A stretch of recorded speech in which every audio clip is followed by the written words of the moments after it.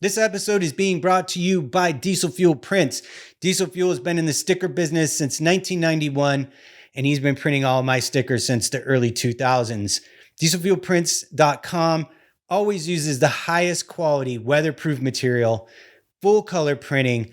125 black and white stickers starts at just $25, and easy online ordering at DieselFuelPrints.com will get you a quote on a sticker of any shape and size you can think of. Shipping's always free, and listeners of this show will get a 10% discount if they use the promo code AWP 2021. So go check out Diesel Fuel for your sticker needs. Today's episode is sponsored by BadMoonStudios.com, the fine art prints of Flynn Prejean. Flynn offers prints of your favorite bands such as Misfits, Danzig, Reverend, Horton, Heat, and Motorhead. Movie posters including Universal horror classics like The Mummy and Dracula. Fine art prints of your favorite music icons like Willie Nelson, Jimi Hendrix, Lennon, and Zappa. Bad Moon Studios also offers printing services, so make sure to check that out if you're an artist in need of printing. BadMoonStudios.com is offering a 15% discount to listeners of my show when they check out with the promo code whatever. Check out BadMoonStudios.com for the best in rock art for your walls. Hey everyone, welcome back to the Anyway Whatever podcast. I'm your host, Mike Fisher, and today's guest is Kristen Ferrell. Kristen is a painter, designer. She runs a nonprofit, and she also has like a cool like doggy pet accessory and clothing company that we talk about. I'm a super huge fan of her paintings. I have been for a long time. She's a cool online personality. We've been friends online for a long time. And it was cool to sit down and talk with her about all the stuff she has going on. As usual, like, share, give us a review wherever it is that you are watching this. That stuff goes a long way. If you're on YouTube, give us a like. That's super important. All of the links to the show and all of the stuff we have going on, Patreon, merch, shirts, all that stuff can be found in the links in the description below. This is a great episode with Kristen. Check it out on the other side of the funky track.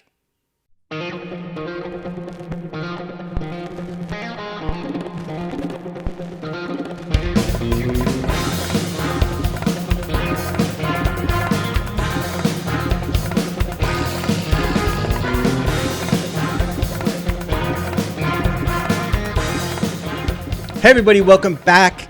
I'm your host Mike as always, and today's guest is Kristen Ferrell, who is an artist and has a cool clothing company we're going to talk about, and she got a lot of stuff going on. How are you, Kristen? I'm good. We just caught ourselves chatting for like half an hour. Yeah. Before we actually started recording. I was like, wait a minute, I can't use up her whole day. So Kristen is a painter on top of other things, kind of in the pop surrealist. Is that what you consider your work to be, I guess? Yeah, pop surrealist, dark surrealist. Yeah. Mm-hmm.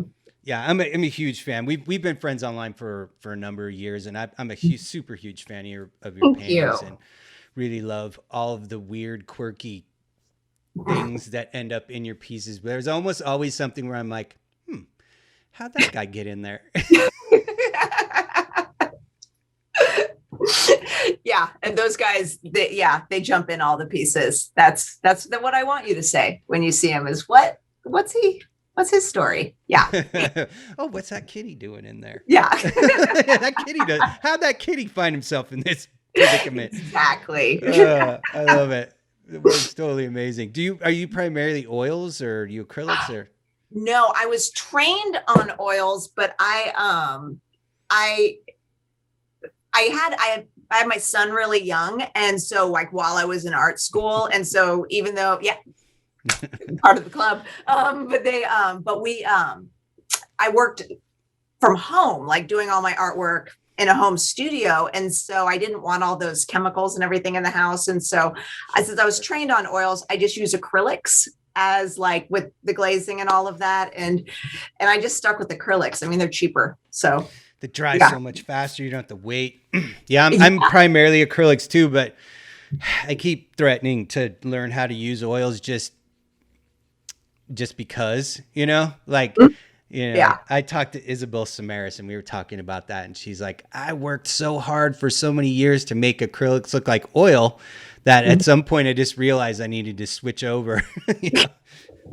Well, and I got because even though my son has moved out, I have all these little animals all my dogs and everything who will they like to chew on and eat everything under the sun. So I still don't want the chemicals and everything in the house, but I got some of those water-based oil paints to try and play with. And it's the drying time. I can't deal with the drying time. I want the immediacy of just that. Yeah. To where, no, I'll just play pretending acrylics are oils. I'll keep that lie.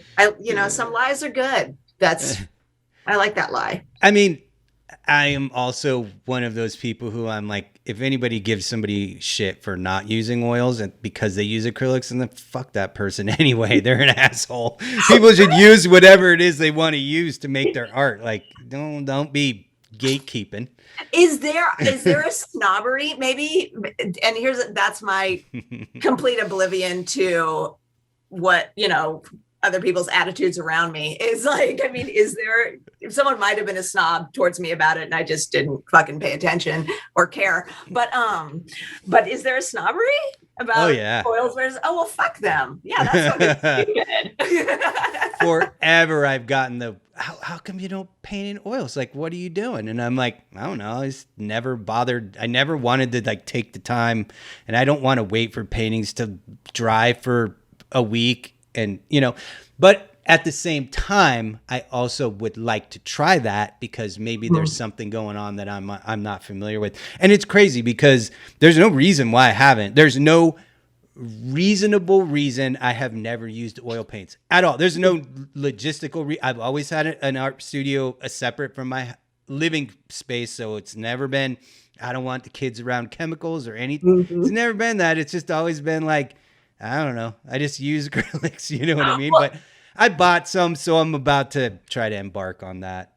See, but now that I hear that there's a snobbery towards it, I don't think I'm ever going to use oil paints because fuck you. That's why. Check it out. It's acrylics and plastics forever. I'm not I don't just because that snobbery is fucking rude. I'm not. No, that meets up with everything I know about you. So that's perfect. I love it. I love it. So that's now my new life partner is acrylics, and I'm not going down that oils road. Have you been painting a lot during the pandemic, or have you been busy with other stuff, or what do you got going on with your painting stuff? I had these projects that I was pre-pandemic, I was planning on taking 2020 and 2021, the next couple of years, slowing down show schedules because I had these projects that I wanted to do. And so the pandemic just really fit nicely into my timeline to where Earth shut down. So now I forced. Exactly. Forced hiatus. Thank you, pandemic. But but the projects that I'm doing are taking a lot of, pre-drawings and kind of research work and stuff. So I haven't been doing a ton of painting. I've just been doing a lot of drawing and mapping out.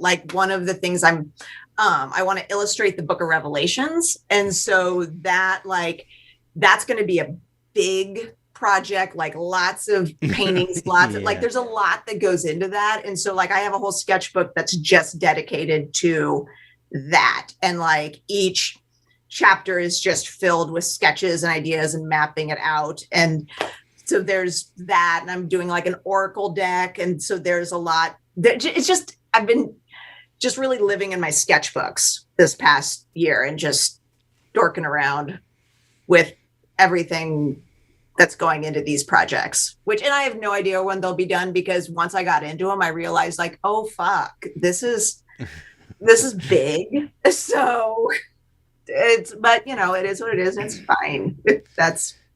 So it's big. It's a lot of work. Yeah. I guess the term biblical in regard to something huge and epic applies when you're trying to illustrate a whole section of the Bible. It could And be a lot to bite off. Yeah. Yeah. And the most fever dream book of the Bible. Like it's just like just chaos. And so, yeah, it's this big. The project is this big. But that's okay. It's, I got time. We all got time right now. So yeah. Okay. Oh, I'm looking forward to seeing that for sure. I don't think I'd seen you mention that you were working on that. That sounds super cool. That's going to be awesome in your style. Mm-hmm.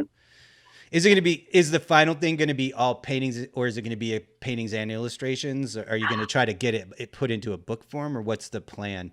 I think it's all going to be paintings. And I've been talking to a friend of mine who she's a curator on the East Coast, to where it's talking about places that would house the show that could be, you know, and to where all of the pieces are going to be paintings, and it's all going to, like, each chapter is going to have its own set of paintings that go with it to try and illustrate it. And it would be fun to, I think it'd be fun to have it be a book at the end that incorporates also the sketchbook, because the sketchbook is very quickly turning. It looks like, when you flip through it, like Indiana Jones's dad's, like, you know, like his book, or like, I don't know if you watch Supernatural. I'm a dork and love Supernatural, but like, you know, John and Dean's Winchesters, they're just book of crazy mythos. Like it's very quickly, it looks like that when you flip through it, to where I think that,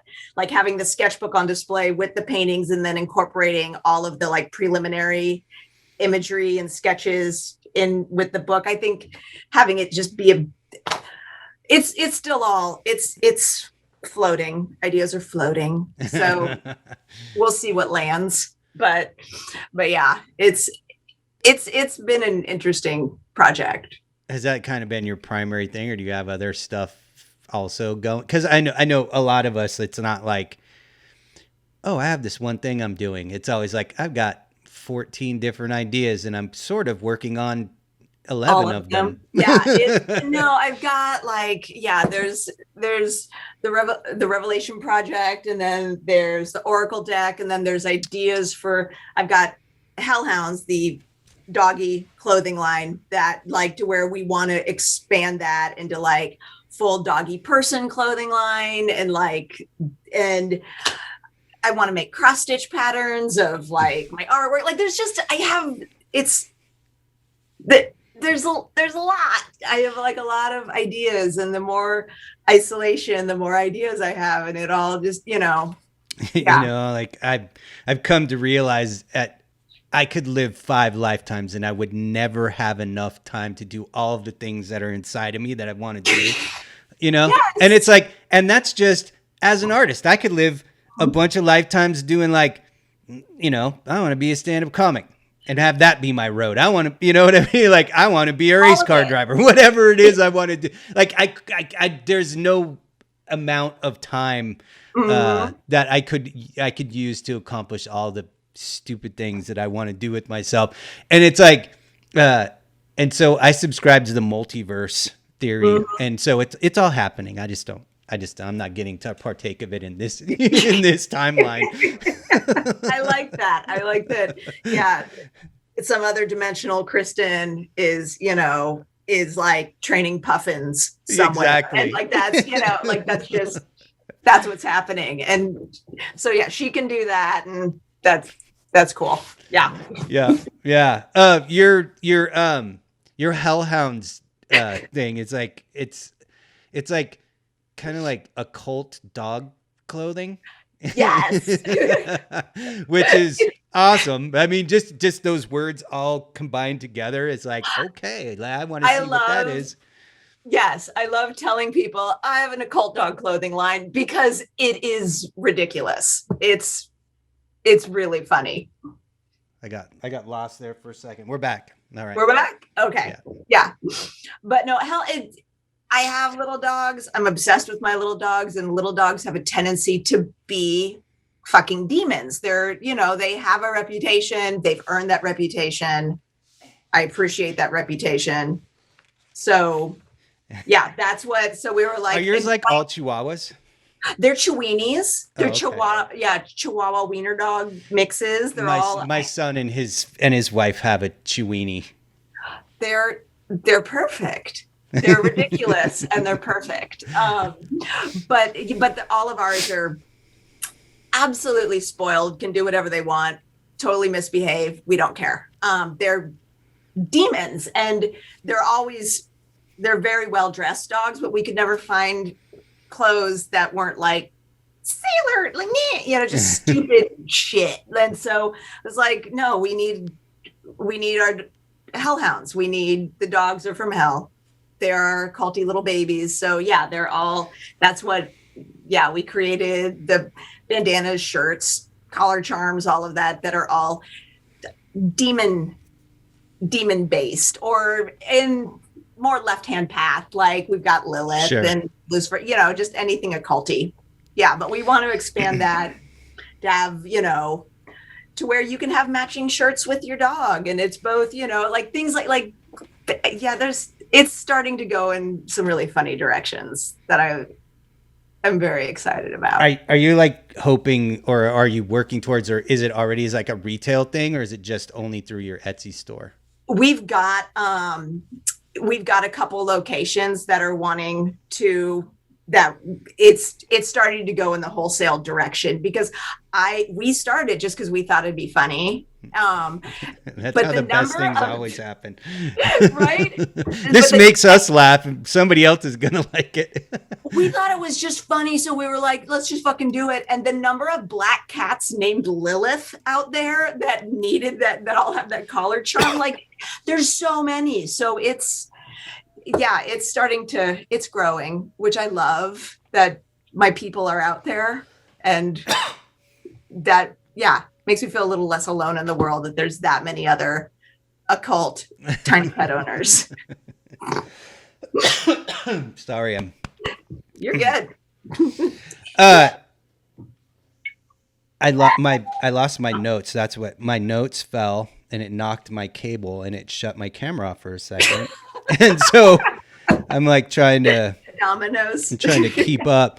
One of the things I always send out a little thing for people to fill out, and then I kind of keep notes.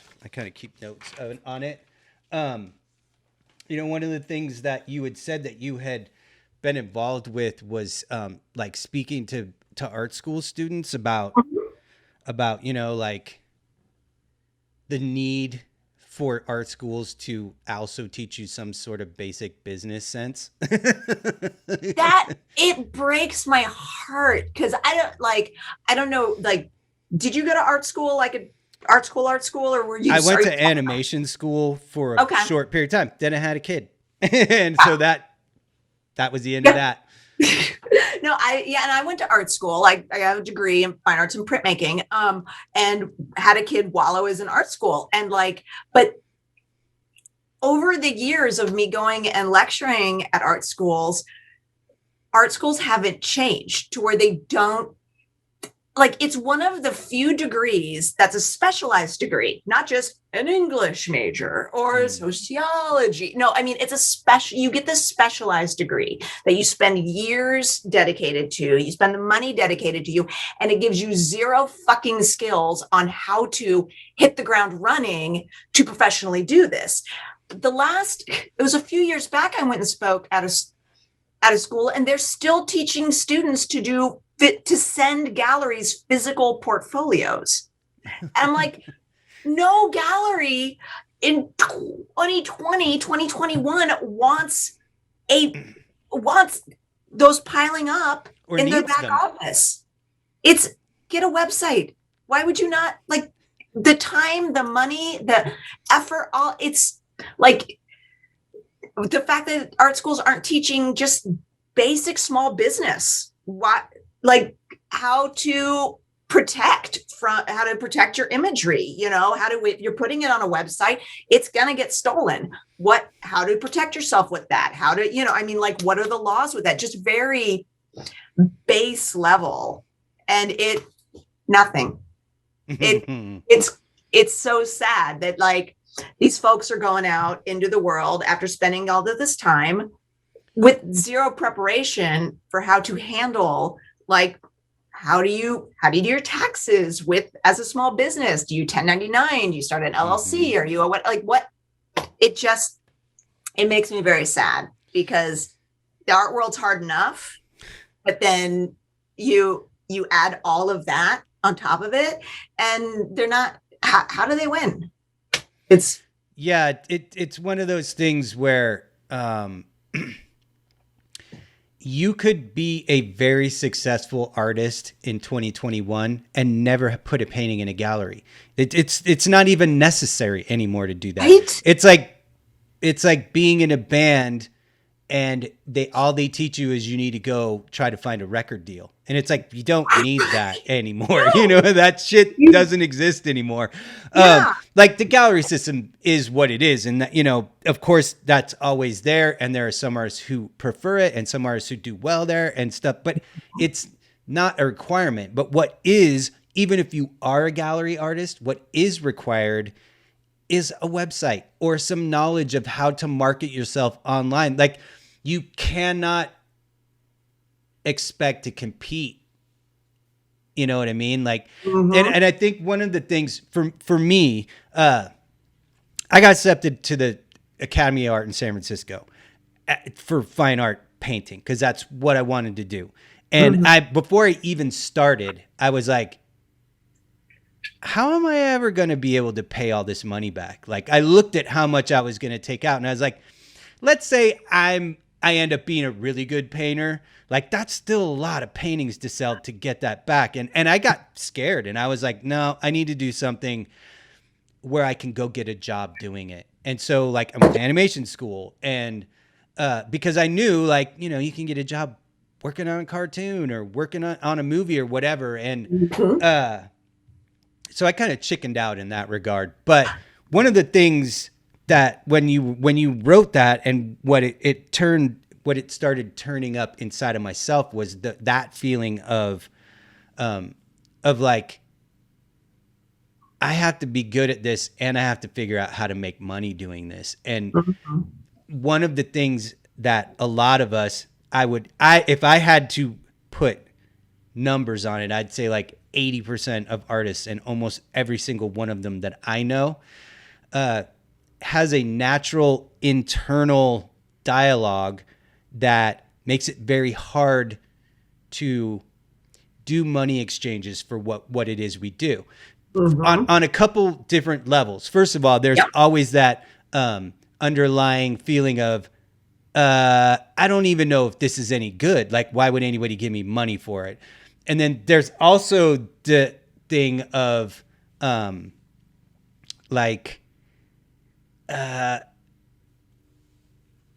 I feel weird asking somebody to give me money for something that I enjoy doing so much.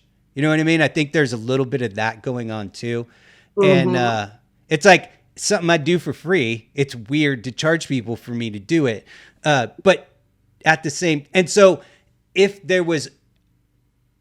art schools started teaching that more, it might get some of that out of us. You know what I mean? Yeah. Like, it might get artists to understand, like, hey, this is a business. And it's like, I know you have these grand dreams of being so good at it that the world's going to fall to your feet and buy your paintings and all. And it's like, none of that shit ever happens.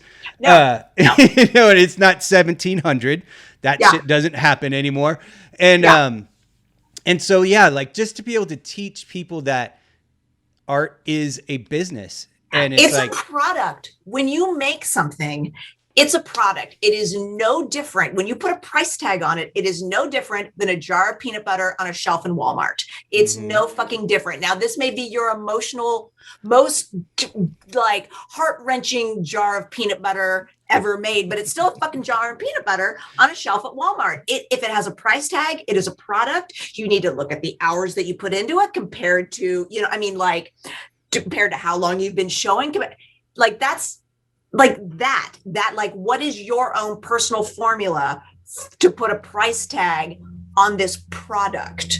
It like, and it doesn't matter how connected you are and the statement you're making, and it's revolutionary with my vision. I get it. I get it, but it's still a fucking product. If it's not, if it's above that, if it's transcended, being a product, then give it away for free.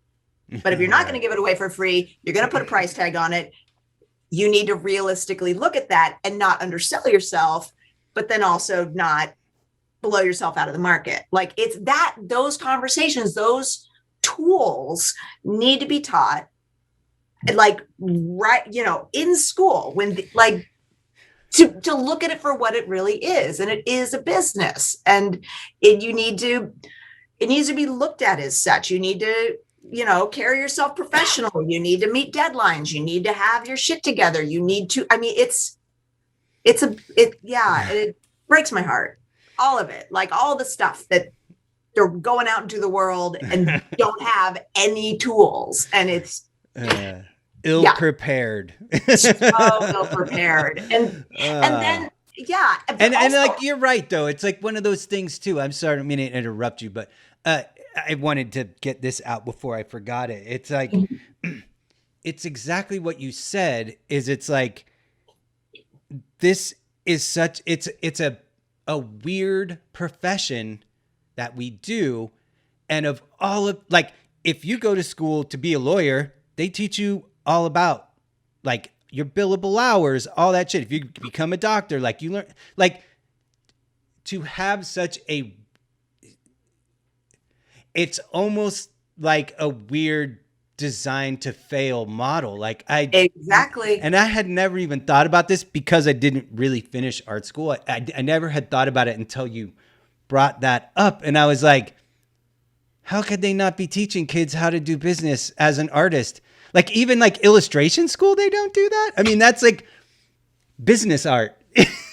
Graphic design school, they don't teach you. It's not like, it's just not touched. And I know that there are art schools out there that are jumping in on this and they're starting to bring it up. But the general consensus from the schools that I've talked at, the young, because I have a lot of the people who follow my art tend to be younger, just from the bands that I've illustrated for and just the type of work I do. I have a younger audience. And so I get messages and emails all the time to where I'm like, okay, I just finished art school. What now? And it's like, I hope you like your day job. That's that. But that also lends to, you had said that I can't remember how you phrased it, but you cheated or you copped out by not getting a painting. Chickened out. No. You looked at that from a business point of view. And that's like, yes, because you can still build your skills as a painter. You're still in the arts, but what's a way that you can be in the arts that you enjoy? I mean, for years I worked it, like right after the 2008 crash, which like wiped out everything, like the art world just crumbled. And so I was like, oh, fuck, day job. Okay, I gotta get a day job.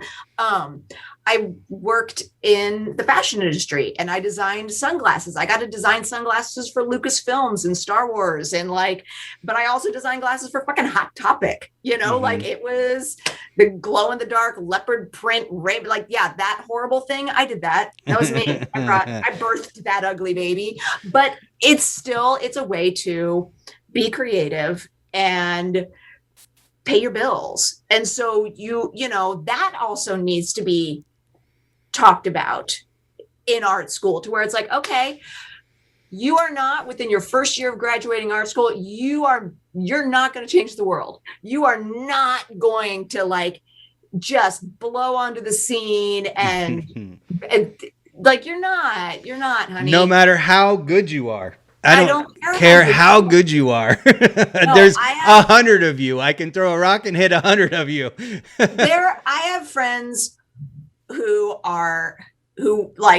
work in coffee shops, who are better artists than I will ever be if I live 10 lifetimes doing nothing but painting. They fucking astound me. They are brilliant, and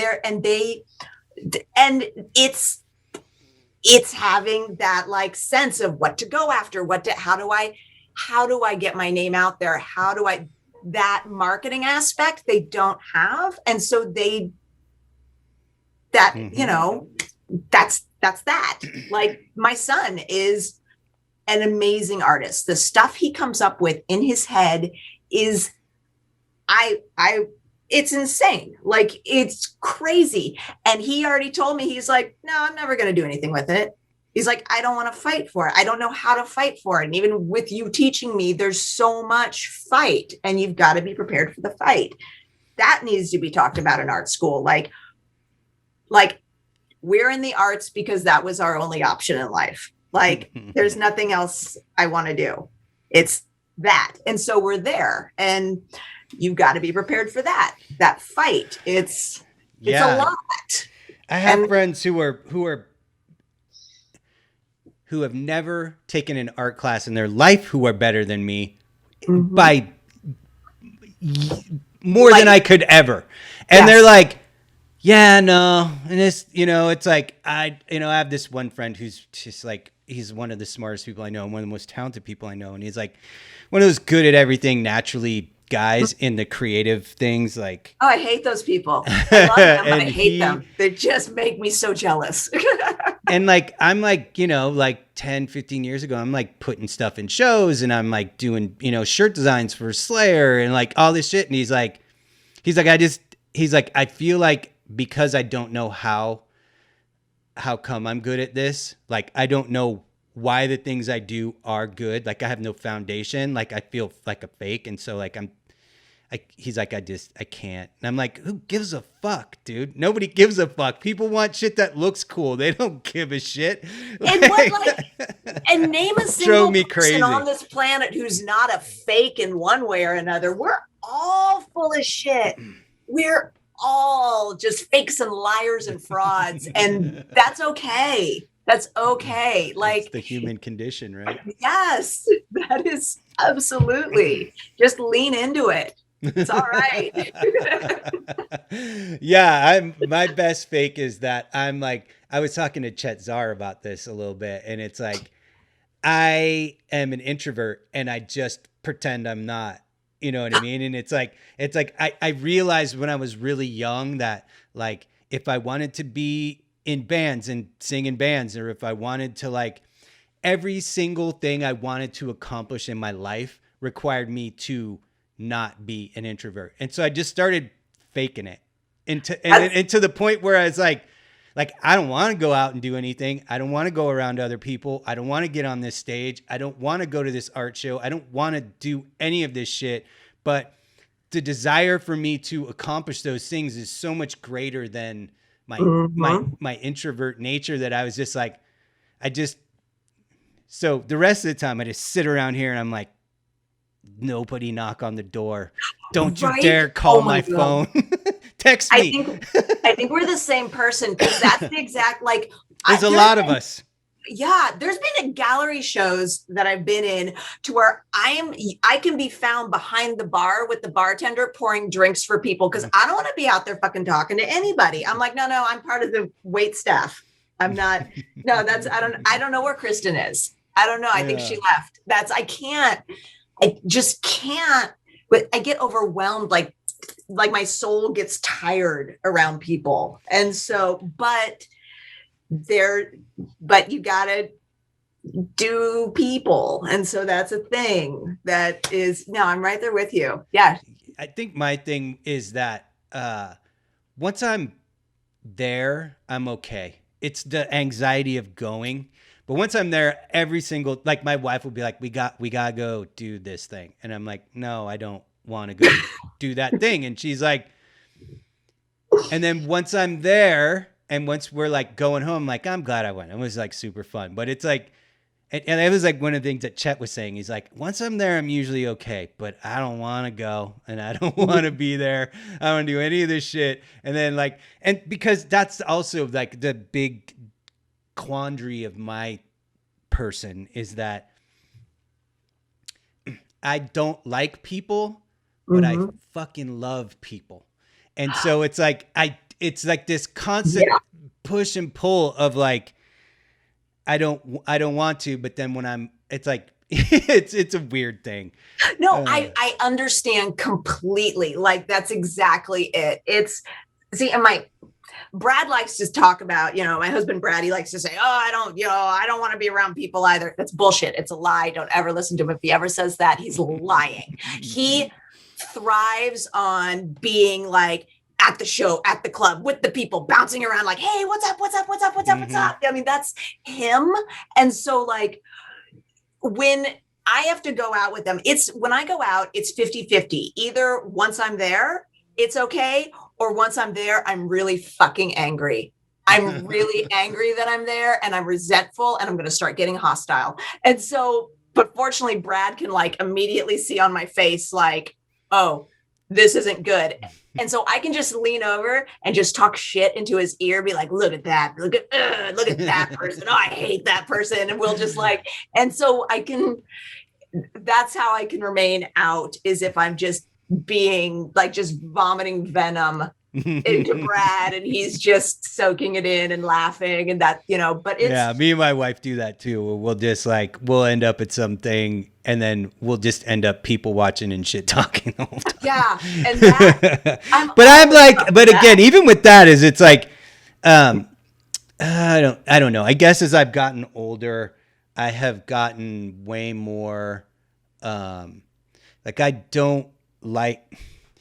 kind of came to an agreement with myself about my energy. What I have only so much energy.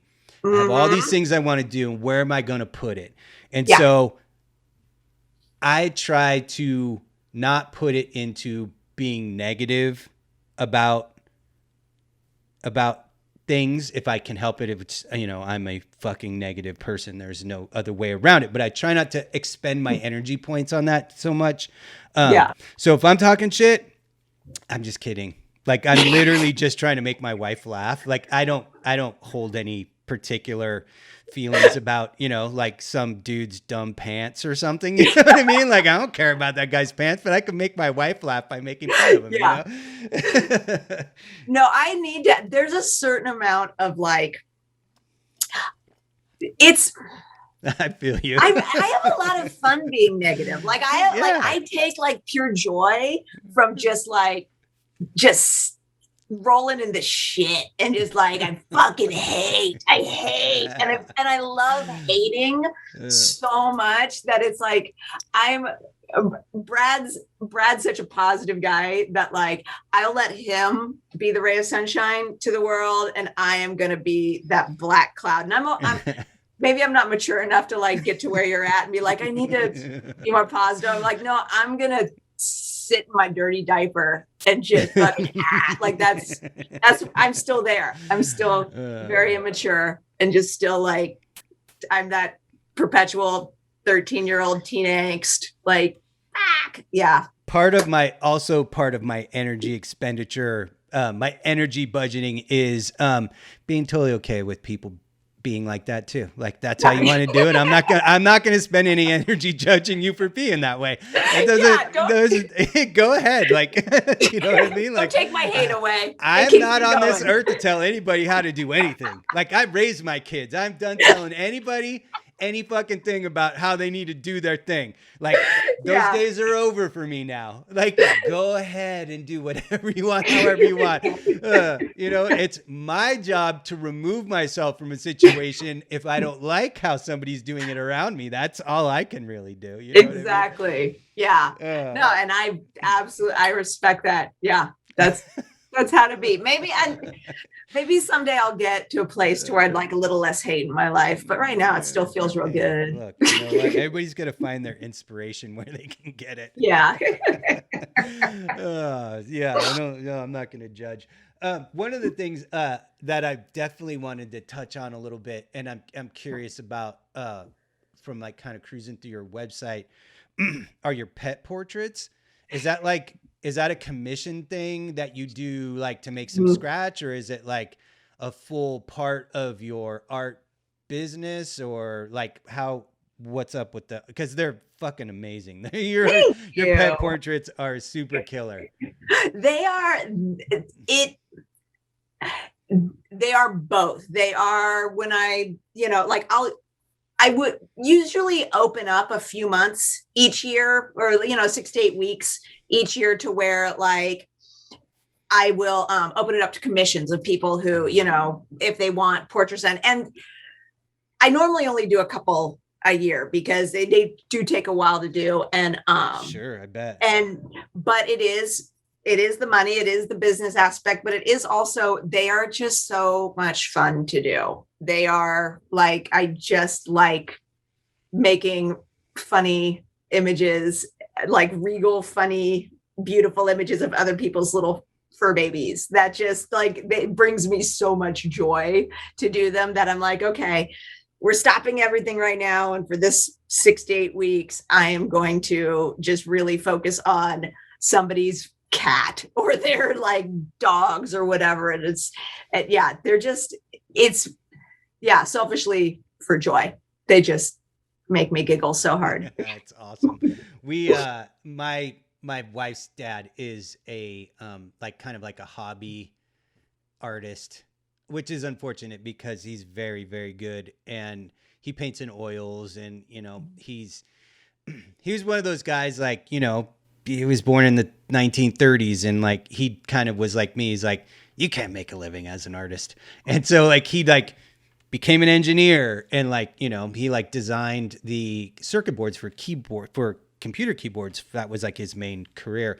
And on the side, he always painted, and like he does these really great like pen and ink illustrations of like like an old mill, or like an old water wheel, like just cool, like super rustic like homey type of stuff. But he's got a really cool oil painting style, and so we had him do one of our Basset Hound as like a Bonapartean general, and it's like over our mantelpiece. It's like one of my favorite pieces of art by anybody. And when I see your stuff, I was like, yeah, she would totally love this. I got to send her a picture. Yeah, I would love to see a picture of that. That was the idea of doing that came from, God, it must have been about 15 years ago. Maybe 12, 15 years ago. It was back when Brad and I were living back in Kansas. It was, I had a friend of mine, it was before I learned Photoshop and all of that. I had him, I'm like, I want to take this, like, it's some old famous, I don't remember what, like Mary and Jesus painting. I'm like, but I want my headed Mary as Mary, and I want Brad's cat Sluggo as the baby Jesus. And so like forever ago, like I had, and it's huge, and it's in our living room. It's just massive. But that's when I started like, oh, I think I want to start playing around with actual, making very regal pet portraits. But it wasn't until probably about 5 or 6 years ago that I started like seriously like, no, I'm going to do this. We're going to do this for people. We're going to make some very important looking chihuahuas, like some very, these guys ruled some armies, and it's going to be rad. Yeah. But no, they're so much fun to do. And it's so much fun working with like pet owners who are nuts like I am, like you gotta know your audience. Absolutely. And so it just, again, it's another one of those things where like I find my people when they contact me and they're like, yes, I want you. I'm like, oh, you're my people. Okay, we're best friends now. That's yeah, that's awesome. Yeah, that's like one of the great things about doing this podcast in the last year is like I get to either talk to my friends I haven't talked to or seen forever because I'm a professional artist and I have to be making money all the time. And so I don't get out to do, ever since I quit being in bands and touring and stuff, going out to shows and stuff, like I don't see anybody. Like even when I lived in Echo Park across the street from the Echo and the Echoplex, literally across the street, I didn't go to shows for like 5 years. I could have walked across the street anytime and went to any show I wanted to. And I'd be like, I got to get up and work in the morning. You know what I mean? And it's not even like I got to get up and go to work. Like I got to get up and like pull some things out of the vapor of my mind into the world.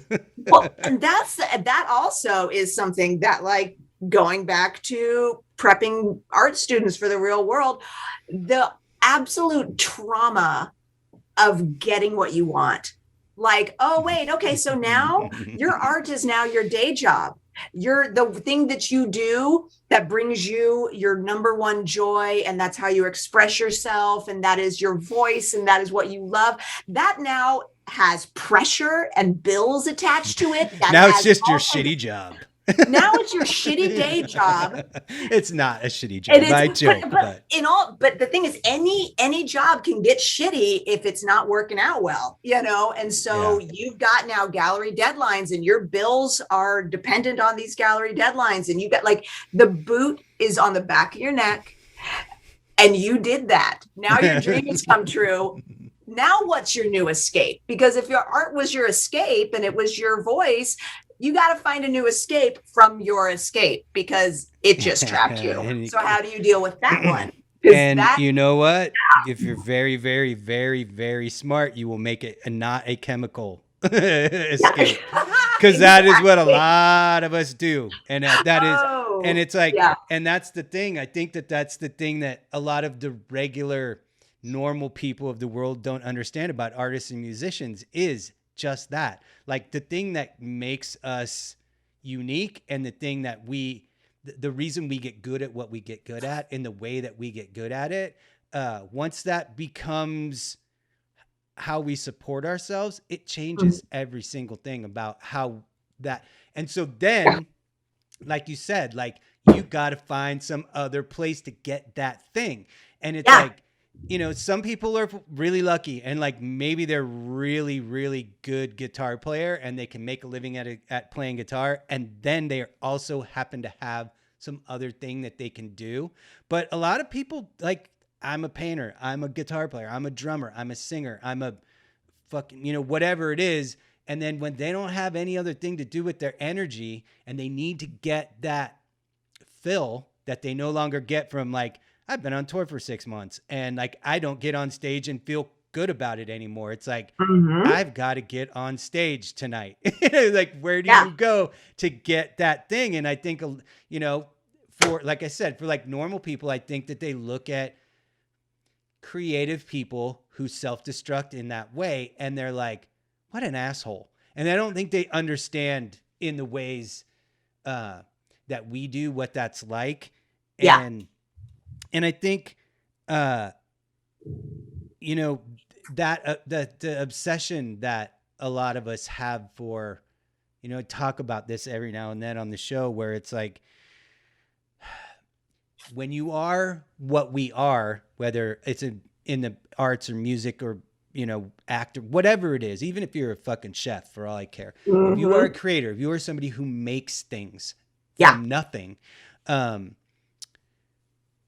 you're going to find yourself in a position a lot of times in your life where everybody around you just doesn't get it. And they're going to be like, you know, like they want you to kind of operate on a normal human level. Because it's like, you know, it's like, I know I have to pay the phone bill, but I can't do that right now, because I have to do this other thing. And then, but it isn't even that I have to do this other thing. I have to sit here for 5 hours and think about how I'm going to get started on doing this thing. And that phone bill is not going to help me get there. And it will make the people around you fucking insane. And it started with me when I'm not even kidding you. This started with me when I was in kindergarten. And I had a teacher who couldn't understand that all I wanted to do was the creative projects.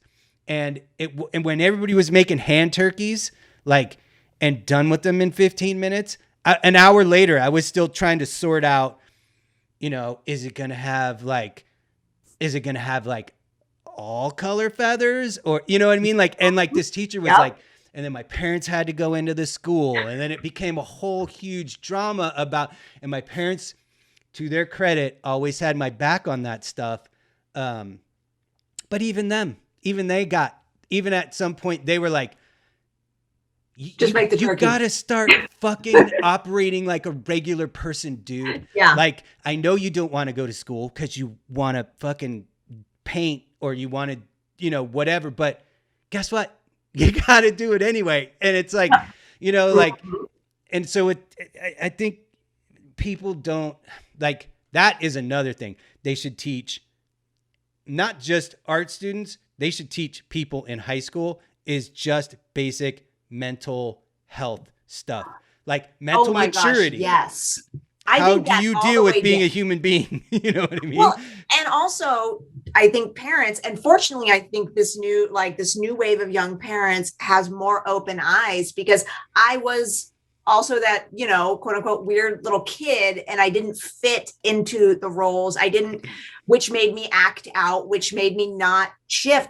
And because this was the 80s, I was first wave Ritalin kid. But I didn't have ADD, I didn't have ADHD. So the Ritalin made me act out in all different ways. So they put me on more meds and put me on different meds. That's the thing about Ritalin that people don't realize. It's methamphetamine. And if you give somebody who doesn't have ADHD Adderall, you're giving them meth. Yeah, that's what, hold on, the dog alarm might go off. That's totally fine, little dudes. I'm going to shut this door. Quiet, babies. Okay, sorry. But then, so that like fed into the cycle to where like at age 8 or 9, I was being fed Ritalin. It didn't work. It was making me more. And so I was put on more medications and more medications and more medications, to where by the time I was 13, I was on like levels of lithium that were like so high that I was hallucinating in class, and like on all this, and I didn't need any of it. Like that was my entire, like I think when I was a senior in high school, I just like stopped taking everything and I was fine. I'm like, I don't, because I'm forced, like I'm lucky I don't have mental health issues that are hard for me, you know, like chemical imbalances that need to be managed with. Exactly. I don't. No. Yeah. And so luckily. Yeah. I'm very, very fortunate that like, I haven't ever had issues with like depression or any of that, but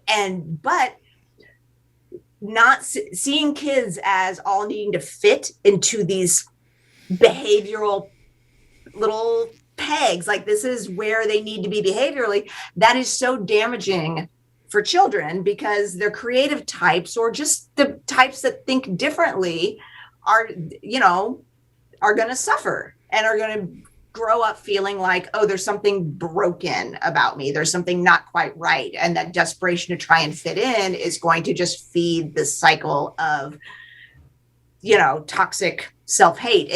And all starts at age 5 with the turkey, with the turkey. It starts at little things like that, and I could go off forever about all of that. Yeah, I know for me, like one of the things I kind of, when I became a teenager and I was able to like have, you start getting wisdom about how the world works.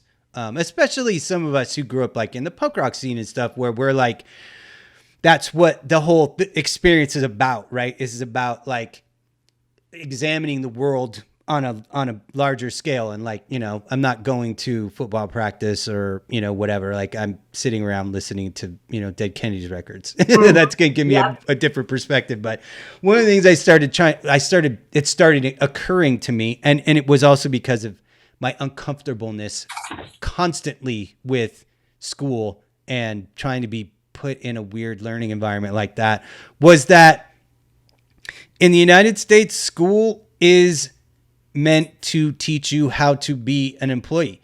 Yeah.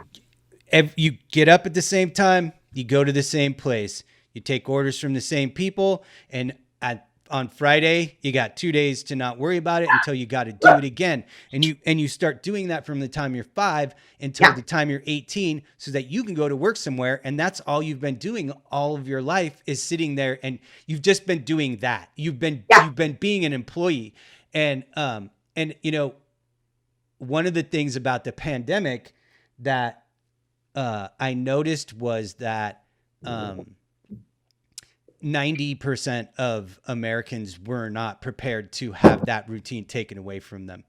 Oh, well, when And you're people trained, lost their minds yeah, when you for 35 years have been doing the exact same thing, and then somebody tells you literally cannot do it anymore. Like I people tried to get be easy nuts. on people. I really tried to be easy on the Karens of the world who were freaking out, because frankly, I could kind of understand, like, you Monkey. take someone's routine away, and people don't like that shit. If you took They, my routine away, I wouldn't like it. If you made me go to work every day and be there for 8 hours, yes, I wouldn't like it. So I can sympathize.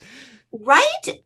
But it like, and I get it. Like, yeah, they're trained. Like our entire society trains you for the cubicle. That's what Mm-hmm. it is. But I think that what I've noticed is the creatives, like you or me or Brad, even like as social butterfly as he loves it. So many friends of mine who are artists, who are, in the art world on all different realms, are like, oh my God, I love this pandemic. Don't tell anybody. I love this pandemic. Oh my God.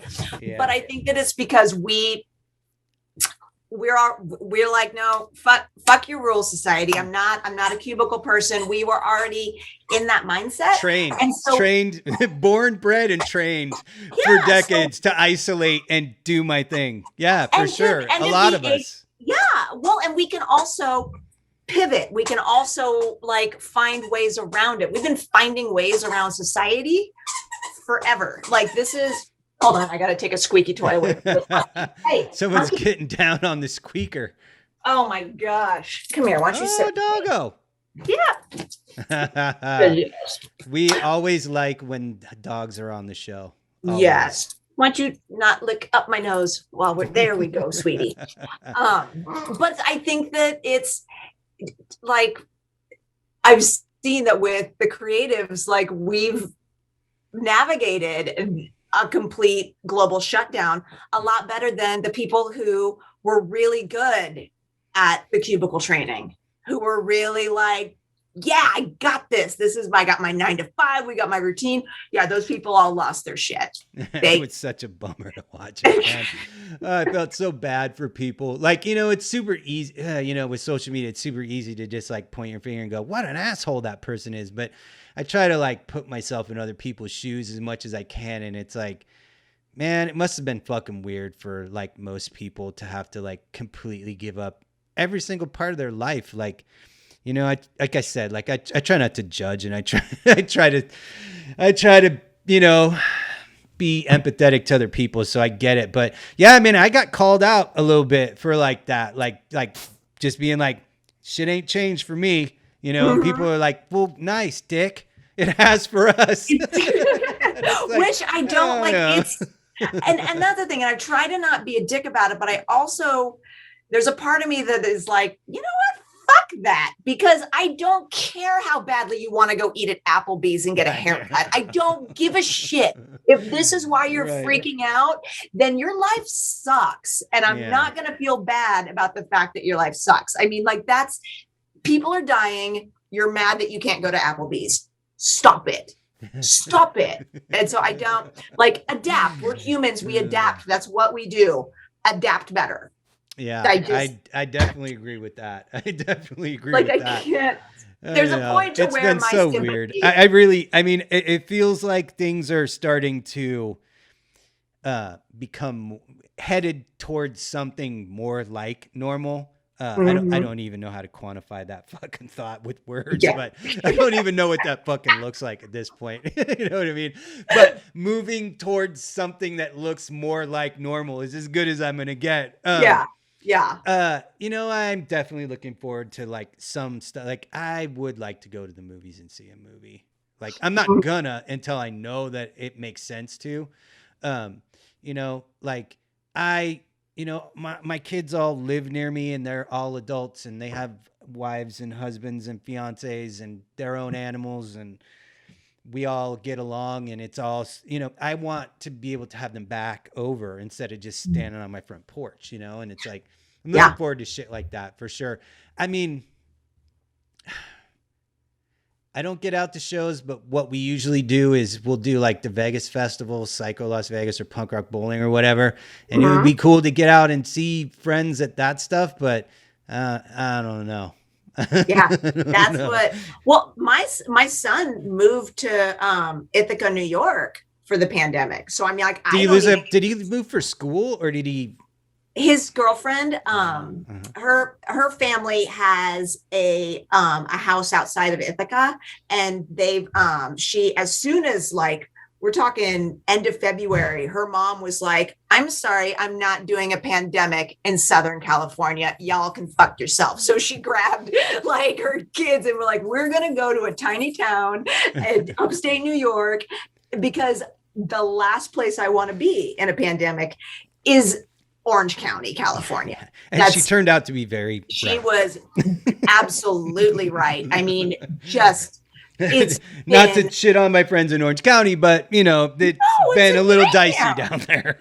Well, all of the Karen videos, if you see where they're taken, it's down here. It's Orange County. Like, my son was working at Sprouts, and he's like once or twice a week, we're calling the cops on housewives, like, violently throwing a fit about wearing a mask. And so his girlfriend and his mom, their family went up to Ithaca. And so he's like, he was here for like 7 months away from her. And finally they were like, no, we're just going to get an apartment in Ithaca and just like isolate. So yeah, I haven't seen my son in months, and I don't know when I'm going to see him. So yes, I would like to be around him again. That'd be nice to see my kid, but yeah, right.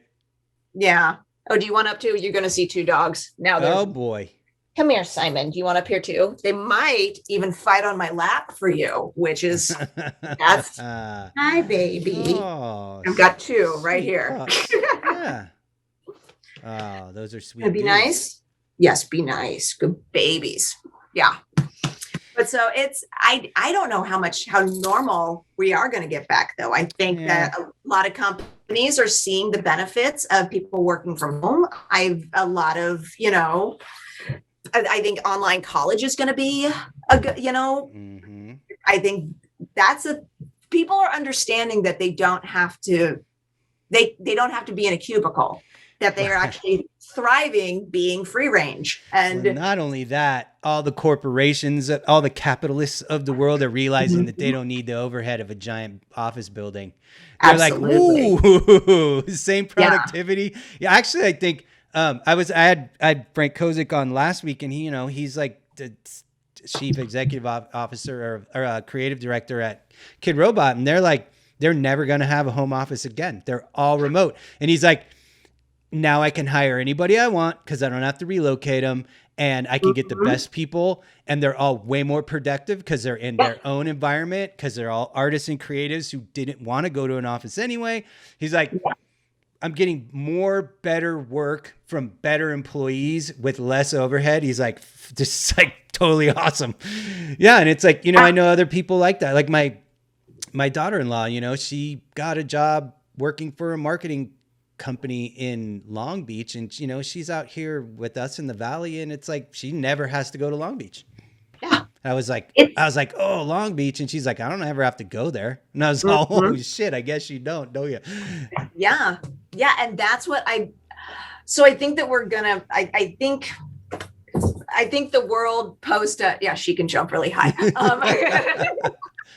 But the world post COVID is going to look very different than, there's a lot of industries that just aren't going to exist after this is done. Ones that were on the front, that were like heading down before. It's just, it's going to be interesting to see what we all decide got to stay and what we decide had to go. Yeah. I mean, for me, like one of the things that I've been seeing coming, one of the things I've been seeing coming for a long time, and I'm not unique, it's a known thing, is like the death of brick and mortar retail stores. Mm-hmm. It's like that was headed downhill rapidly, and this just stuck a giant sword in the back of retail and service, because it's like, and my concern in that area is like, that's a lot of unemployed people. What are we going to do with all those people? There's only so many Amazon warehouse jobs that they can take up. So I don't know. You are right. It's going to be a weird landscape. The big box stores are going to stay, and it's the little boutiques that we love so much. Those are the ones that are like going to. Yeah, I think some of those will actually end up being okay, because people still do want that stuff. Mm-hmm. I just think that like Best Buy will become Amazon. Their stores will go away, and you'll order shit from Best Buy. And the same with, I mean, you know, I on a personal level, I have already suffered the most crushing of retail losses. I'm a Fry's electronics guy, and like Fry's closed all of their stores, and I was like, did they close the one that's all retail locations are closing? It's going to be only online. We've got one down the street from us, and it's huge. The interiors of those places are it's fucking so cool. Hilarious. I love the one by me is all Alice in Wonderland. It's so fucking cool. Oh, ours is weird. It's an Egyptian / Roman. It's got, I mean, just a lot of like, I love it. They're just weird. Yeah, like I'm like a Fry's guy, and like so. That's a bummer. I'm sorry for your loss. I hate to be a capitalist pig, but I like going at Fry's and buying stuff, man.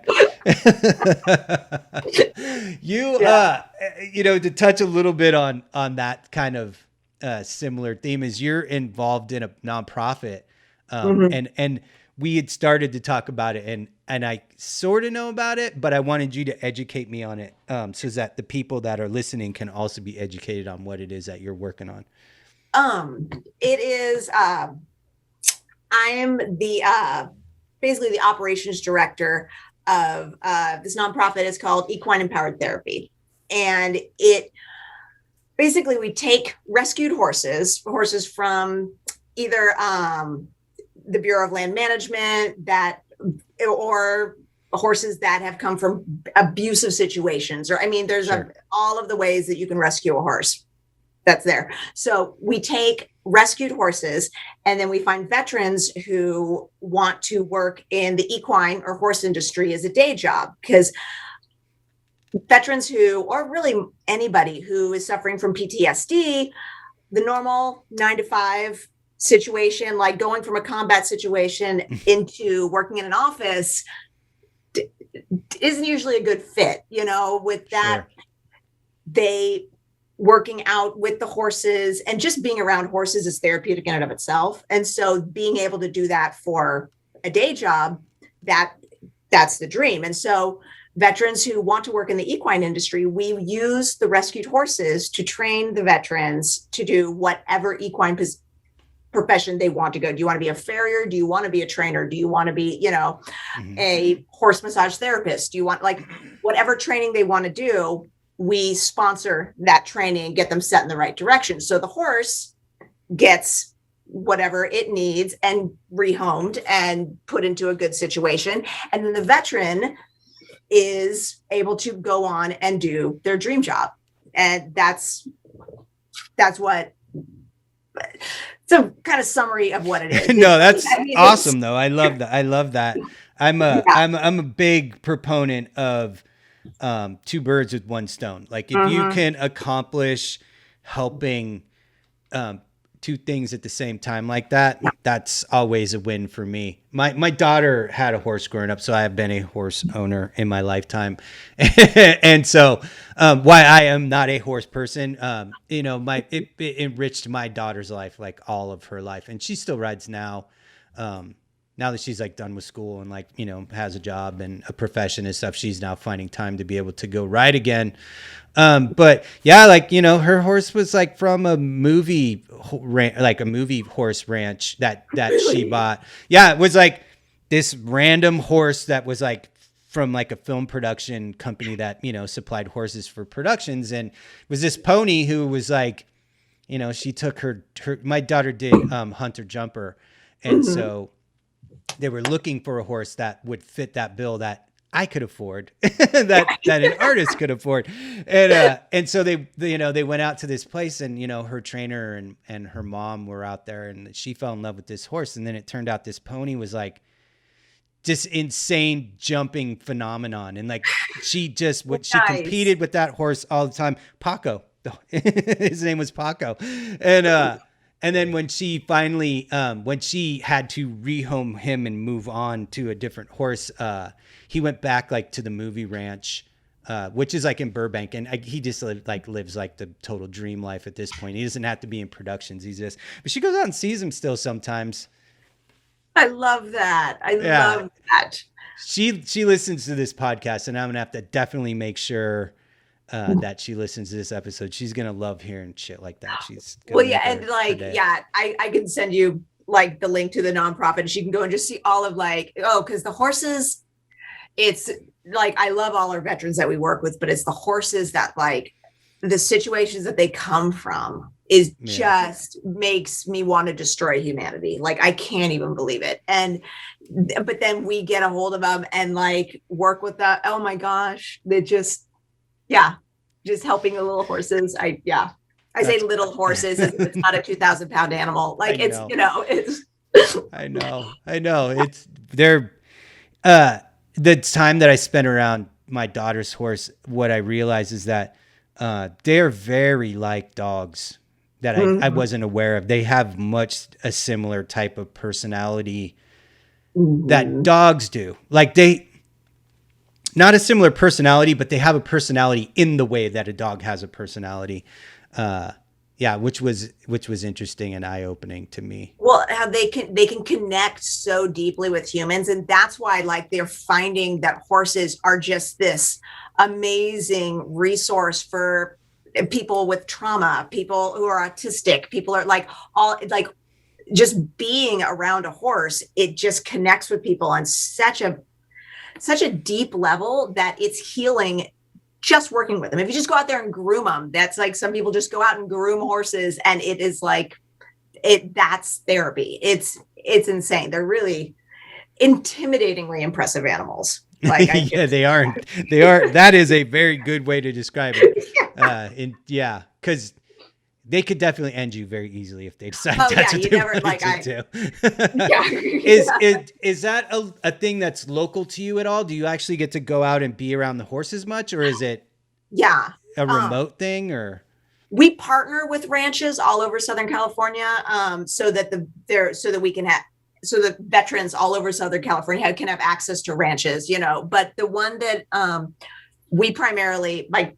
The founder, his horses are in Norco, which is just like half an hour, 45 minutes from me. And so I get to go out there a lot. And then he also has a private ranch up in basically the Sequoia National Forest is his backyard. Like his property butts right up against that. So like, and he has 2 wild burros and a wild horse up there right now that's being trained, and then the rest of his horses are up there as well. And so I get to just go hang out with that whenever I want. That's awesome.